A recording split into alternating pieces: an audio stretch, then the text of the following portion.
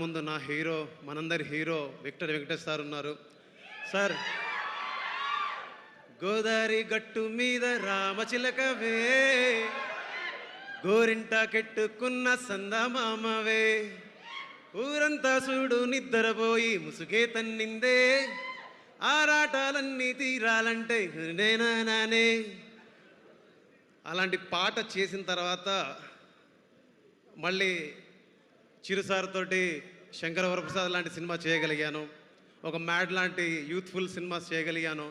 ఇవన్నీ ఎందుకు చెప్తున్నానంటే, అన్నపూర్ణ స్టూడియోలో నాకు ఉండడానికి అవకాశం వచ్చినప్పుడు అక్కడి నుంచి మొదలైంది నా జర్నీలో, నా ప్రయాణంలో గొప్ప మలుపులన్నీ అక్కడే మొదలయ్యాయి. ఒక బలగం కావచ్చు, ఒక మ్యాడ్ కావచ్చు, ఒక టిల్లు స్క్వేర్ కావచ్చు, ఒక శంకర వరప్రసాద్ కావచ్చు, ఒక మన వెంకటేష్ సార్ తోటి సంక్రాంతికి వస్తున్నాం కావచ్చు. దీని తర్వాత ఒక జంజీ టీంకి నేను దూరం అయిపోయానేమో అనుకునేవాడిని, ఒక జంజీ టీంకి నేను దగ్గర అవ్వాలని ఏం చేయాలనుకునేవాడిని. ఆ టైంలో సరిగ్గా 2.5 సంవత్సరాల క్రితం శేష్ సార్ ఒక మాట అన్నారు, ఒకరోజు కలిసారు కలుద్దామని. అప్పుడు గాలోడు సినిమాలో పాట విన్నారట. గాలోడు సినిమాలో పాట విని ఎవరి మ్యూజిక్ డైరెక్టర్ అంటే భీమ్ సిసిరోలియా. ఓకే. దాని తర్వాత వెంటనే జిమ్లో ఇంకో పాట వచ్చింది, అది బలగంలోని పాట. ఇదెవరు చేశారని చూసారట, ఇది భీమ్ సిసిరోలియోనే. ఇదేంటిది, ఇంకో పాట విన్నారు. ఇలాగ డిఫరెంట్ యాంగిల్స్లో విన్న తర్వాత ఈ సినిమాకి నేను ఉండాలని కోరుకున్నారు. ఆ తర్వాత ఫస్ట్ చేసిన పాట రుబరు ఏ రుబరు ఏ రుబరు రుబరు ఏ రుబరు ఏ రుబరు.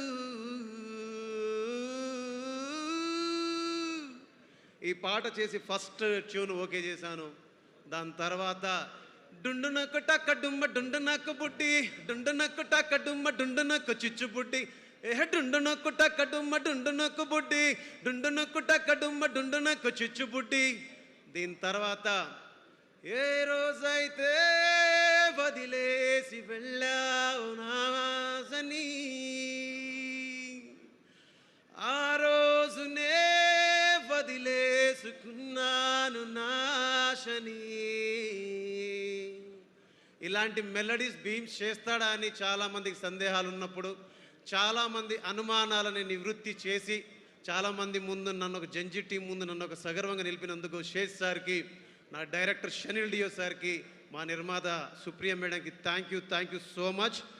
అండ్ ఈ సినిమాలో పాట పాడిన శ్రీరామచంద్ర సార్కి, జునిటా గాంధీ గారికి, అండ్ నేను అడగకపోయినా కూడా ఈ పాటలు బాగుండాలి, ప్రపంచవ్యాప్తంగా పెద్ద హిట్ అవ్వాలని